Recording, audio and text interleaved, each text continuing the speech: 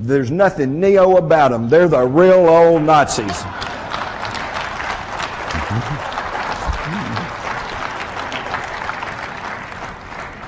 And the attorneys for the Schroeder Bank, which was one of the chief connecting banking operations, was a law firm in New York, Sullivan and Cromwell, and their leading attorneys who worked with the Nazis was John Foster Dulles and Allen Dulles.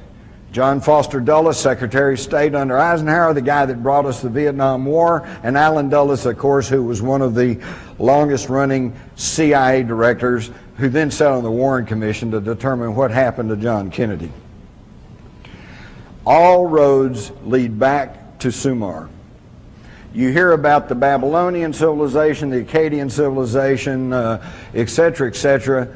These were nothing more than just de-evolution of the original Sumerian civilization, and I'm not going to bore you with that, although if we could get the graphic back up, you might want to notice that in this ancient stele up here, circled in red, this dates back about 3,000 or 4,000 years before the Bible was ever written down, and it correctly shows the size and placement of the planets in the solar system.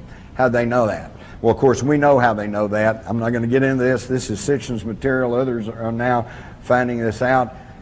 425,000 years ago, the Anunnaki came to Earth. And we know this because it was written down in ancient tablets that are still in existence. But where are they? Most of them are in Iraq, the one place you can't go.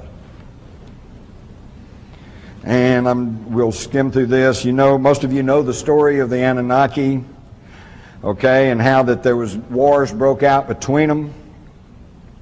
We also know that they claimed that they took a primitive Earth female, shall we call her Lucy, and they manipulated her DNA, did some genetic engineering, and came up with a worker race, which I think goes far to explain the absence of the missing link.